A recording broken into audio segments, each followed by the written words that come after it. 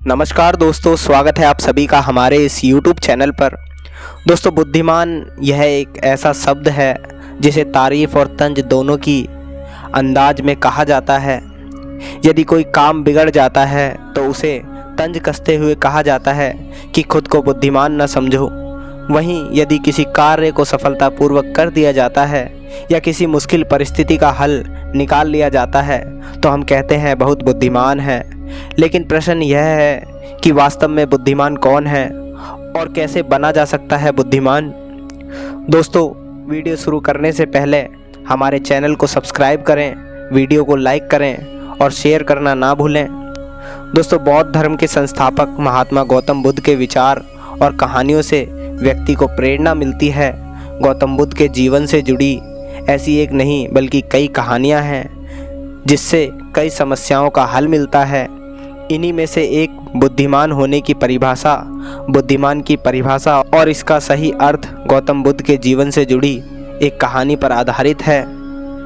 दोस्तों, एक गांव में एक लड़का था जिसका दिमाग बहुत तेज था। उसकी यह खासियत थी कि वह किसी भी चीज़ को बहुत ही आसानी से और कम समय में सीख लेता था, जबकि उसी चीज़ को सीखने और समझने के लिए अन्य लोगों को काफ़ी समय लगता था। लड़के की यह खासियत दूर दूर तक फैल गई। सभी लड़के की तारीफ में कहने लगे कि उसके जितना बुद्धिमान कोई नहीं है। लड़का चित्रकारी, मूर्ति बनाना, गीत गाना जैसे अन्य कई चीज़ों को जानता था। अपनी प्रसिद्धि को बढ़ाने के लिए वह अन्य काम और चीज़ों को भी सीखने लगा। इस तरह से उसे अपनी बुद्धिमत्ता पर अहंकार हो गया, क्योंकि वह साधारण व्यक्ति होकर कई असाधारण काम भी आसानी से करने लगा था। एक दिन लड़के का सामना भगवान गौतम बुद्ध से हुआ। लड़के को खुद पर खूब अहंकार था और इस कारण उसे किसी से ईर्ष्या नहीं होती थी, क्योंकि वह खुद को ही श्रेष्ठ समझता था। लेकिन पहली बार उसे गौतम बुद्ध को देख ईर्ष्या हुई और वह अपनी तुलना बुद्ध के साथ करने लगा। वह देखता है कि बुद्ध के पास भिक्षा मांगने के लिए एक कटोरा है और उसके पास अपार धन। बुद्ध ने साधारण वस्त्र धारण किए थे और उसके वस्त्र कीमती थे। बुद्ध नंगे पैर थे और वह नंगे पांव जमीन पर पैर भी नहीं रखता था। इस तरह से लड़का एक नहीं बल्कि कई चीज़ों से गौतम बुद्ध के साथ अपनी तुलना करने लगा। हर चीज़ से तुलना करने के बाद वह मन ही मन सोचता है कि आखिर मैं इस भिक्षु के साथ अपनी तुलना क्यों कर रहा हूँ, जबकि इसका और मेरा जीवन बिल्कुल अलग है। वहाँ मौजूद सभी लोग गौतम बुद्ध का सम्मान कर रहे थे। लड़का सोचने लगा कि आखिर इनमें ऐसा क्या है जो मुझ में नहीं है, जिस कारण मेरे भीतर इनके प्रति ईर्ष्या पैदा हो गई। अपने मन में चल रही जिज्ञासा को शांत करने के लिए वह बुद्ध के पास जाता है। बुद्ध के पास जाकर वह कहता है, मैं इस गांव का सबसे बुद्धिमान व्यक्ति हूँ और आप अपने आसपास जो भी देख रहे हैं मैं वह सब करना जानता हूँ। मैं किसी भी कार्य को बहुत कम समय में सीख लेता हूँ, इसलिए सभी लोग मेरा सम्मान करते हैं।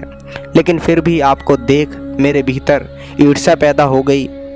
इसलिए मैं जानना चाहता हूँ कि आपकी उपलब्धि क्या है, सभी आपको इतना आदर सम्मान क्यों दे रहे हैं। लड़के के सवाल का जवाब देते हुए बुद्ध कहते हैं, मेरी कोई उपलब्धि नहीं है, लेकिन तुम कह सकते हो कि मेरी यही एक उपलब्धि है। बुद्ध लड़के से पूछते हैं, क्या तुम्हें निंदा अच्छी लगती है? लड़का कहता है, भला किसी को निंदा अच्छी क्यों लगेगी? बुद्ध कहते हैं कि जो तुम्हें अच्छा और बुरा लगता है मैं उनसे भी ऊपर हूँ। मुझे ना निंदा सताती है और ना अपनी प्रशंसा से प्रसन्न होता हूँ। यही अंतर है तुम में और मुझ में। बुद्ध कहते हैं, तुमने सैकड़ों काम सीखे लेकिन सबसे ज़रूरी काम को सीखना भूल गए। लड़का पूछता है, कौन सा काम? बुद्ध कहते हैं कि क्या तुम्हें मन को नियंत्रित करना आता है? यह बात सुनकर लड़का समझ जाता है कि उसे बुद्ध से ईर्ष्या क्यों हुई। बुद्ध कहते हैं, जिसने संपूर्ण जगत जीत लिया लेकिन अपने मन को नहीं जीत पाया उसने कुछ भी नहीं जीता। वहीं जिसने अपने मन को जीता लेकिन अपना सब कुछ गंवा दिया फिर भी उसने सब कुछ जीत लिया। बुद्ध की यह बात सुन लड़के का अहंकार टूट गया।